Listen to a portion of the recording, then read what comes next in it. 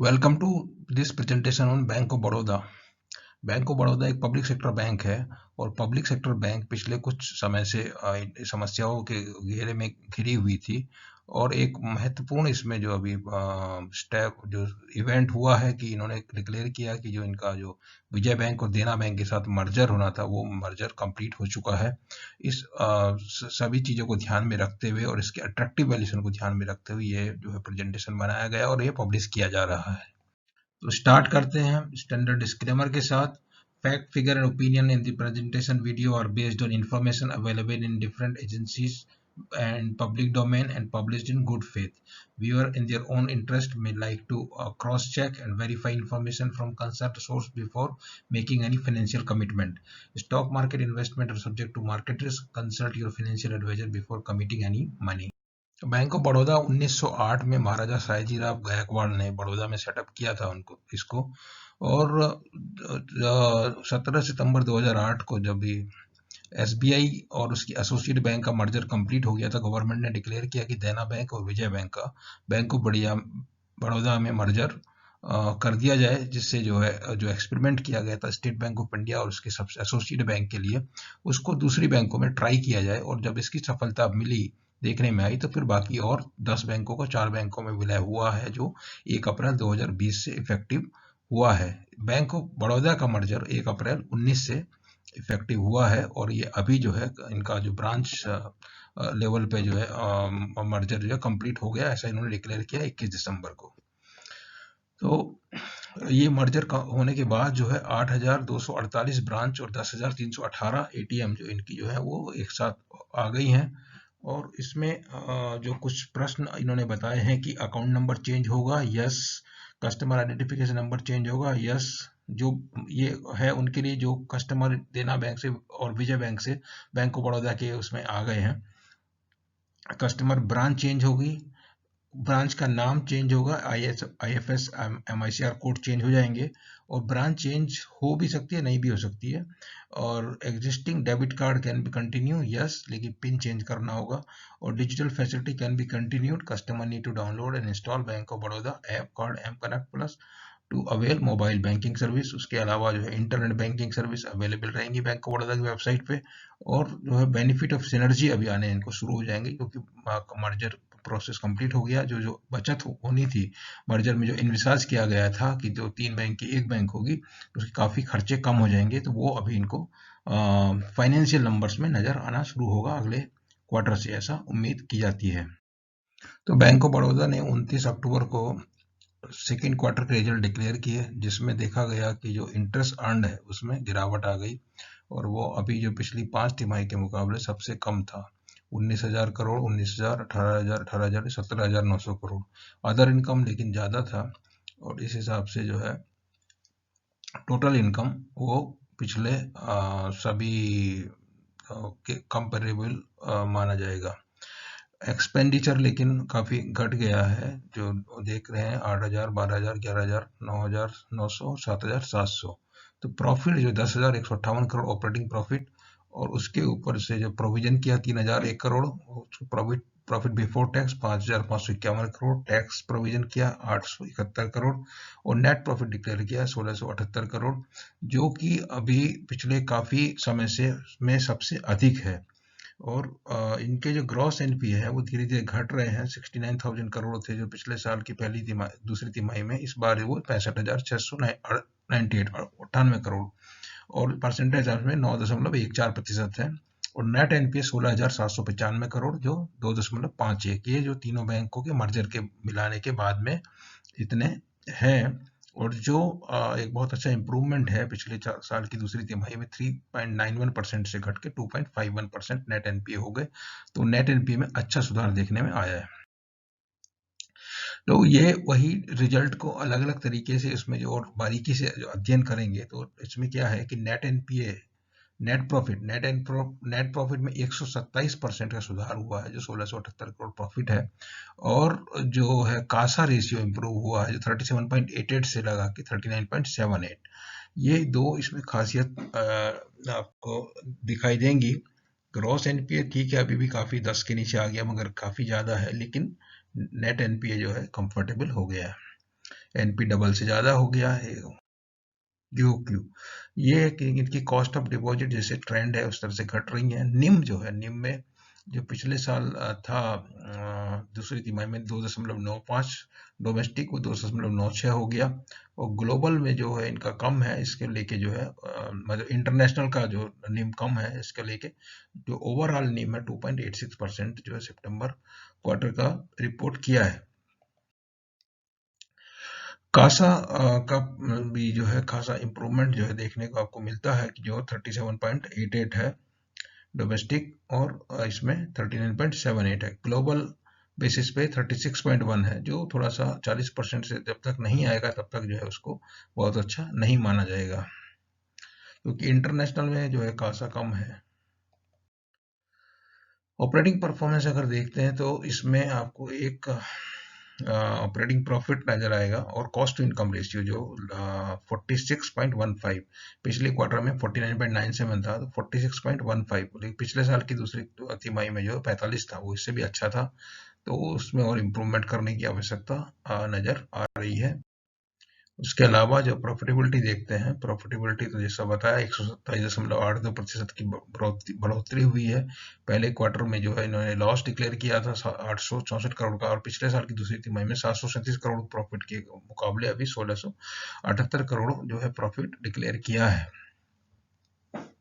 Half yearly में अगर देखते हैं तो हाफ ईयरली में, क्योंकि पहली तिमाही में लॉस था, हाफ ईयरली में वो बढ़ा नहीं है, वो घट गया है। 1447 करोड़ के मुकाबले 814 करोड़ प्रॉफिट नजर आता है, और क्योंकि टैक्स प्रोविजन भी उसी हिसाब से घटा दिया है।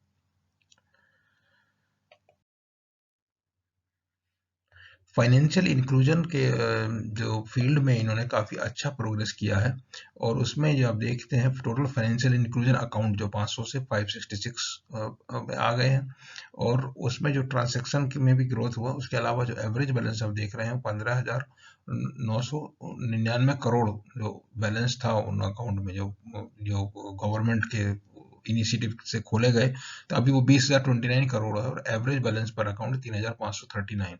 जीरो बैलेंस अकाउंट की संख्या की कम हो रही, तो ये सब कासा इंप्रूव करने में मदद देंगे। पीएमजीडे का में जो है बैंक ऑफ बड़ौदा का शेयर जो है बढ़ के नंबर ऑफ अकाउंट में 14% हो गया, और इन टर्म्स ऑफ डिपॉजिट 15.55% हो गया। तो लगातार इसमें सुधार देखने को मिल रहा है। असेट क्वालिटी जब देखते हैं तो असेट क्वालिटी में इम्प्रूवमेंट जैसा पहले ही डिस्कस किया कि जो नेट एनपीए लेवल पे जो है बहुत अच्छा सुधार 3.91 से 2.51% में ये आ गई है, और प्रोविजन कवरेज रेशियो भी इम्प्रूव हो गया, 77.88 से बढ़ा के 85.35 बहुत कंफर्टेबल लेवल में प्रोविजन कवरेज रेशियो आ गया है। इसके अलावा जो एनसीएलटी अकाउंट है उनमें जो है इनका 51,593 टोटल जो है डेट इसमें आउटस्टैंडिंग जो है 51,000 है, उसका 92.9% इन्होंने प्रोविजन किया हुआ है। तो एनसीएलटी में जो भी रिकवरी होगी, लेटर से 8% से ज़्यादा तो रिकवरी होगा ही, तो उसका जो है स्टेट प्रॉफिट जो है बैंक की बैलेंस शीट में बॉटम लाइन में नजर आएगा, ऐसी संभावना है। फाइनेंशियल कैपिटल एजुकेसी की बात करते हैं तो कैपिटल एजुकेसी में भी अभी सुधार जो है देखने को मिला है। ये नवंबर में भी, इसके बाद और इन्होंने कुछ 81 बॉन्ड जारी किए हैं, जुलाई में कुछ किए थे, तो जुलाई में करने से ये दिखाई दिया 13.26, और नवंबर में फिर जारी किए हैं तो उससे 81 बॉन्ड जारी किए, तो उसके बाद ये फिर इंप्रूवमेंट इसमें नजर आएगा दिसंबर क्वार्टर में। और अभी इनकी जो क्यूआईपी की योजना है तो उससे ये 80 इनका जो कैपिटल एजुकेसी में और अच्छा सुधार देखने को मिलेगा। कंसोलिडेटेड लेवल पे अगर देखते हैं तो बैंक का अर्निंग पर शेयर रिपोर्ट किया जो Q2 में है वो 3.83, बेस्ड ऑन दैट प्रॉफिट जो कंसोलिडेटेड लेवल पे 1771 करोड़ है, और उसमें 107% की ग्रोथ देखने को मिली। और जो है बाकी इसमें आपका टोटल इनकम कुछ खास नहीं बढ़ा कंसोलिडेटेड लेवल पे, और प्रॉफिट जो है वो भी जो है कम हो गया है। Profit before tax, operating profit घट गया, profit before tax 110%, after tax 107% increase देखने को मिला है। शेयर होल्डिंग गवर्नमेंट की इसमें 71.6% है, और अभी अगर QIP आएगा तो इसमें थोड़ी बहुत गिरावट देखने को मिलेगी। और इसमें जो है फॉरेन इंस्टीट्यूशनल इन्वेस्टर की जो शेयर होल्डिंग है वो लगातार घट रही है, ऐसा देखने में आ रहा है। और डोमेस्टिक इंस्टीट्यूशनल इन्वेस्टर की भी घट रही है, म्यूचुअल फंड की भी घट रही है, और खाली जो रिटेल की जो शेयर होल्डिंग बढ़ रही है, ऐसा देखने में आपको रिजल्ट में जो शेयर होल्डिंग पैटर्न फाइल किया गया सितंबर एंड में उसमें देखने को मिलता है।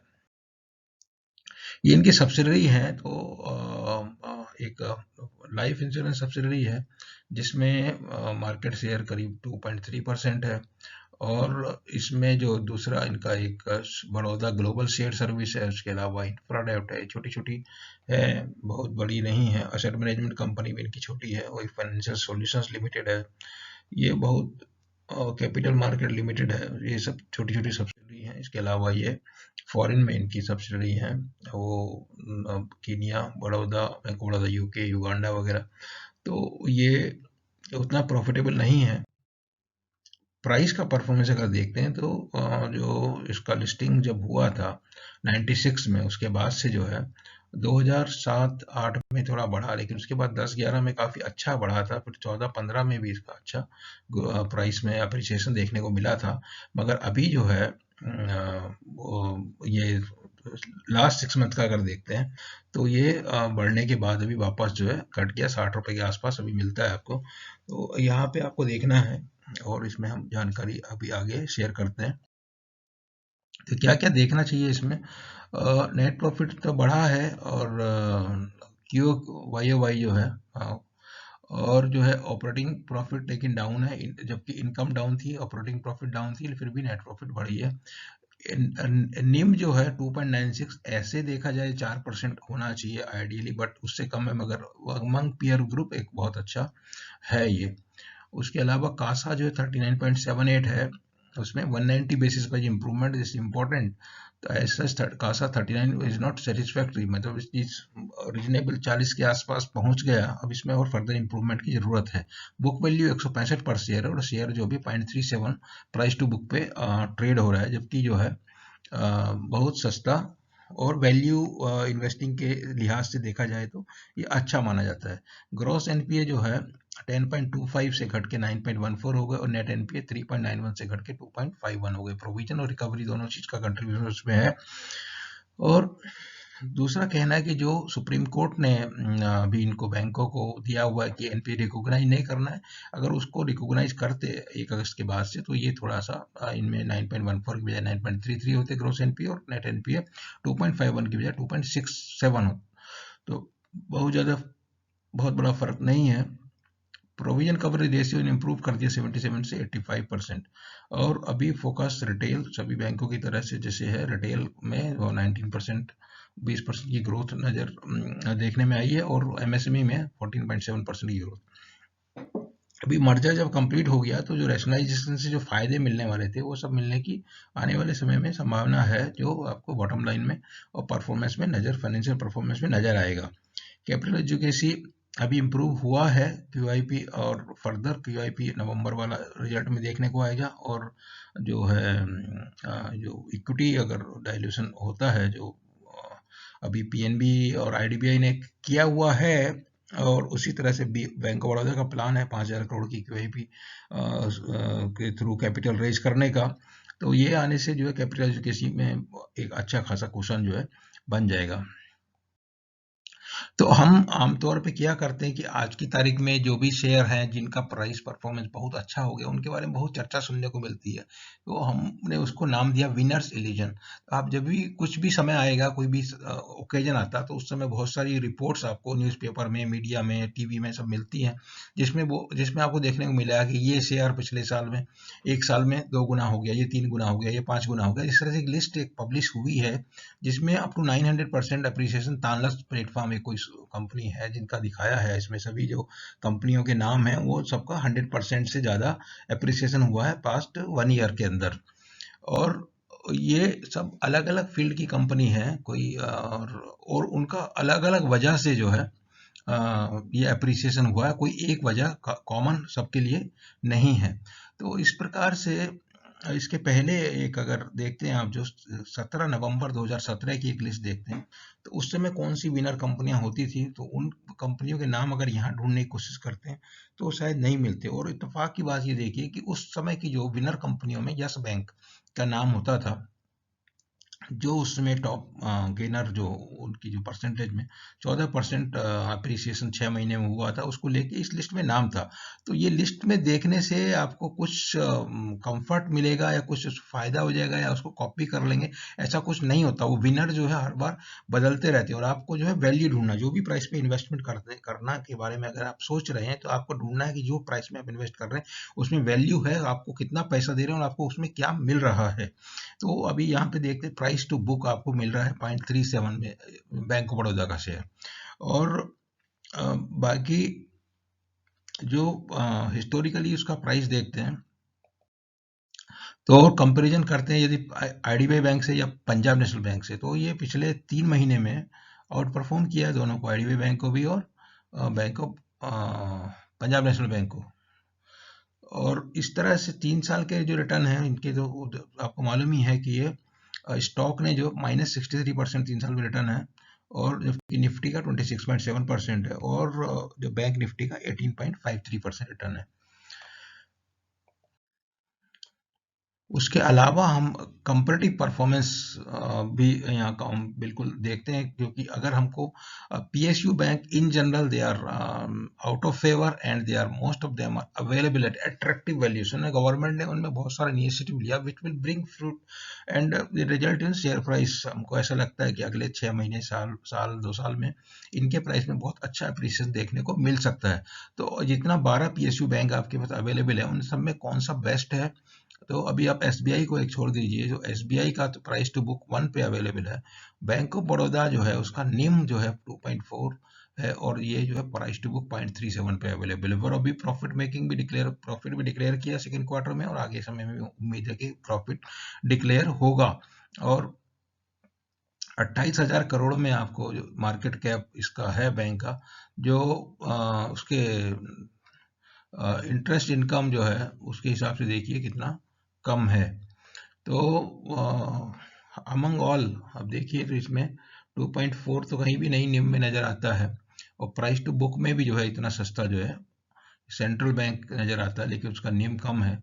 और बाकी पंजाब एंड सिंध बैंक तो लॉस मेकिंग, उसका एक कम है, बाकी सबका जो है इससे ज़्यादा ही है। तो पंजाब बैंक, ये बैंक ऑफ बड़ौदा बहुत अट्रैक्टिव वैल्यूएशन पे अभी ट्रेड कर रहा है, और इसमें जो कि मर्जर कंप्लीट हुआ है, और बाकी इसमें क्या डिसइन्वेस्टमेंट वाला कोई चक्कर नहीं है, और अभी क्यूआईपी से पैसा इनको मिल जाएगा, तो जो है स्टेबिलिटी रहेगी आगे, मतलब उतना जल्दी डाइल्यूशन और नहीं होगा, और अपना बिजनेस ये लोग बढ़ा सकते हैं।